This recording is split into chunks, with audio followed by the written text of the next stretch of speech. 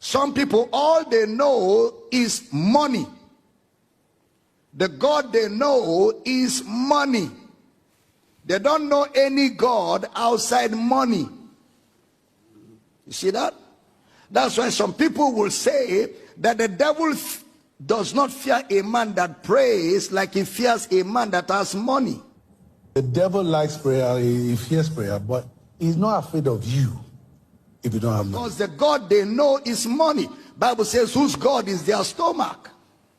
Bible says you cannot serve God and mammon. So you're either serving God or you're serving mammon.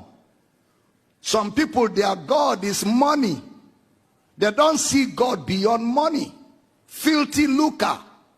Otherwise, how can somebody say that you cannot be claimed to be righteous if you are poor?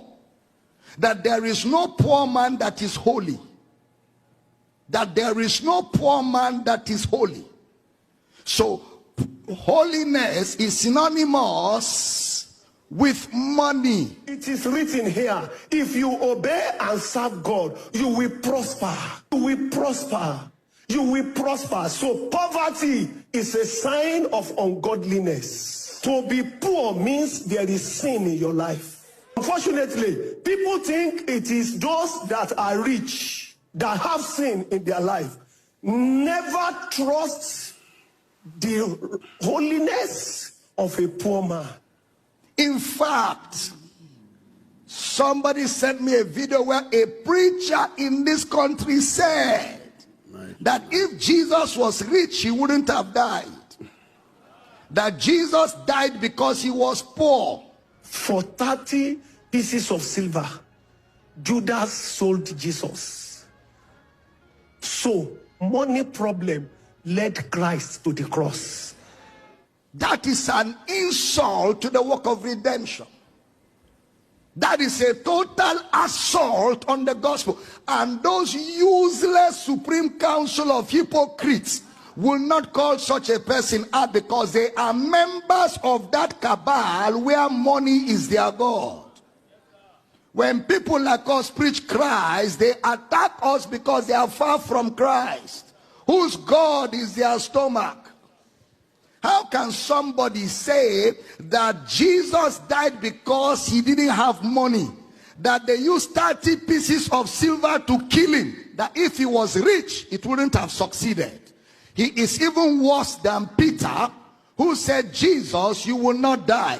And Jesus said, get thee behind me, Satan, because you are an offense to the things of God. You serve not the things that be of God. So Jesus came to the earth not to die, or what?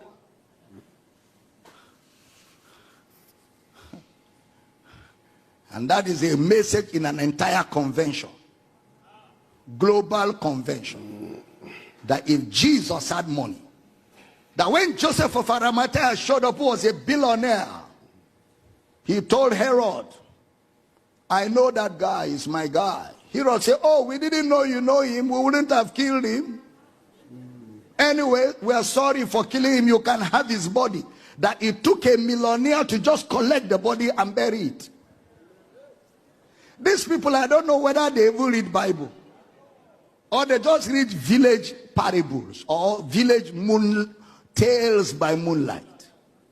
Jesus came to the earth to die.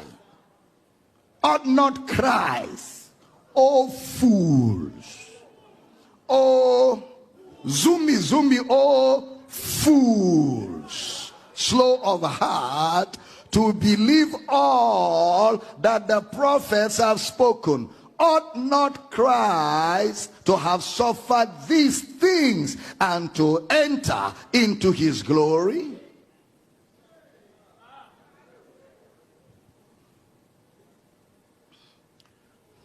Jesus said the poor you will always have.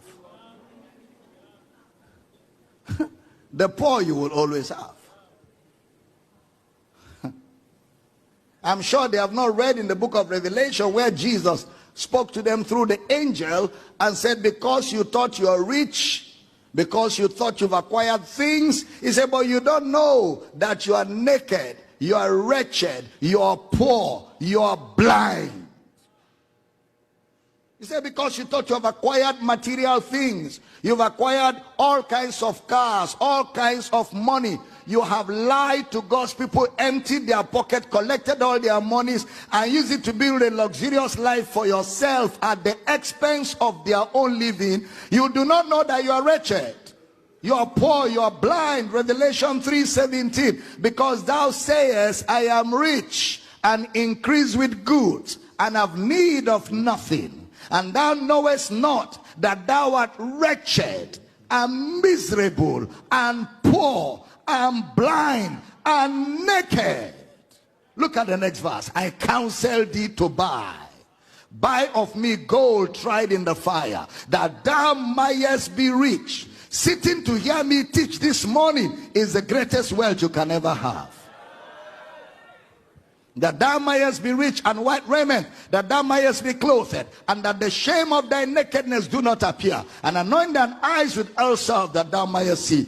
Whoever is the spiritual father of such pastors needs to cover his face in shame and call them to the backyard in the kitchen and take them through class 101, in fact 001. So they stop disgracing him. Well, I don't blame them. Some of them, the father is as bad as the sons.